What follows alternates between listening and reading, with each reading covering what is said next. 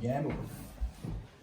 Thank you for sitting down with me. That's I can okay. see you've got a bit of a issue with the hand there, so I won't try and chat. No, that's okay, mate. I think I should be okay. Just don't want any blood dripping on the floor or anything. That'd be a disaster. Yeah, first of all, it's an exciting day for the club, no doubt, with the unveiling of the new logo. Can you please talk us through that? How did you get to this design? Yeah, just a little rebrand. I think the old design was reincarnated in my first season in 2018. So I just thought it was time for a freshen up. Can't say it took more than 20 minutes to put together this afternoon, but I'm pretty happy with the final outcome, and hopefully it's a step in the right direction for the football club. Great. And this year, you've obviously had past success. Last year, it was a successful one for the club, but with nothing to show for it. What is the benchmark for you this year? What sort of expectations do you carry into a night like this, the draft night, a big one, and obviously going forward into the season proper? I think for the season, I think any time you make finals is a tick in general. Last year was a bit of a disappointment in that it was very much a tale of two halves, being I think 8-1 after the first half of the year, and then didn't win a game for the last 7 or 8 rounds. So that was really a disappointing finish. So I guess it's just about kickstarting some momentum starting to this year. I've had a quick peek at the fixture, and I've got a pretty reasonably easy start to the season, I reckon. No guesses into who you think I'm playing against. But draft night wise, I think it's anything that happens, you can really move into the right direction afterwards. Whether you don't draft the team you really were looking after or looking for in that case, you can trade your way into the team you really want by round 1. So that's what I'm thinking. Even if I don't get a squad of 15 or whatever that I really was targeting going into the night, I'm going to work my ass off on the trade table to get, I guess, the team I want in time for Thursday night. A question from the fans. Upon reflection, what is the biggest challenge an SKC Cup Commissioner faces in day-to-day operations? I guess the early days when I first took over, and during lockdown especially, it could be quite hard to keep everyone on board and keep everyone motivated every week to put a team out and to switch on with the game.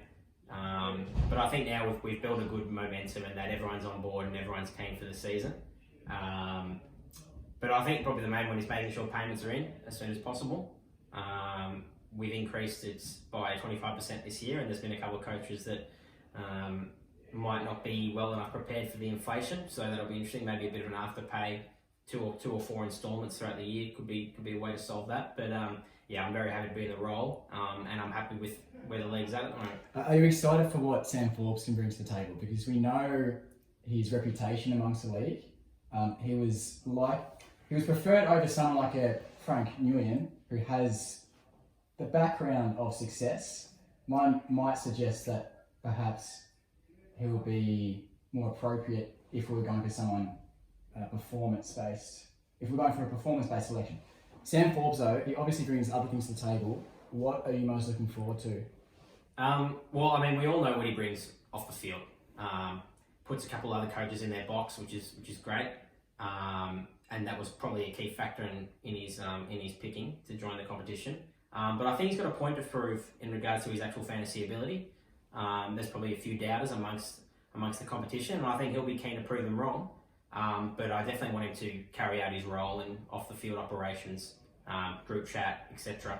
I think he can play a good role there, and commiserations to those that missed out. There were long and lengthy discussions into who was going to join the competition. But yeah, I'm confident that Sam will be a great inclusion. And obviously, farewell to Finney's fellas, coach Finn O'Sullivan, a much-loved member of the competition. It'll be sad to see him go. But hopefully we can get him back amongst the competition in some department throughout the year, whether that's grand final entertainment. We'll see. Quick question, it's a tough one. What do you say to those who call you a dictator? Is it something you take to heart? And is it something that affects your leadership style? Do you let that get to you? No, I completely think that's a piss take. Most of my decisions I make are via polls, and it's a group discussion. I don't look into that whatsoever. Not many people put their hand up to take over the role, so if they're not willing to do it, I don't want to hear their opinion. And personally, I know that that's not something I'm about. Everything goes through a group vote, so it really doesn't get to me at all. Finally, next year is the 10-year anniversary of the SKC Cup. Can you just discuss what this league means to you as someone who's joined recently-ish in the context of the 10-year period we've been operating, but someone who obviously has a leadership position in the league? What does this mean for you? What do you think this league provides to others as well? Well, I guess while the league was running in its early days, I was still at the school. I wasn't a part. I guess I was on the outer, you could say. It wasn't a part of the Brighton bubble. So I looked on from afar, and I guess in that way I didn't have much respect for the competition in the early days. I did my own thing, being a fish to fry in the Supercoach world and in the AFL coach world. But in the past few years, and when I was lucky enough to gain entry into the competition, I can't speak enough for the camaraderie within the group. 10 years is a great achievement. That's a long running competition. To think we started, or you guys started when you were just 12-year-old kids. So now you're being 21-year-old men. I hope it continues to go for another 10 years. And it'll be interesting to see. Hopefully we get a function going for the 10-year anniversary next year. It'd be nice to bring back some past coaches for a night potentially. But yeah, it's 10 years is a great achievement. Brilliant. Thank you, Luca Gamble, sitting down with me. Cheers. Thanks very much, Lewis. Awesome. Well done, man.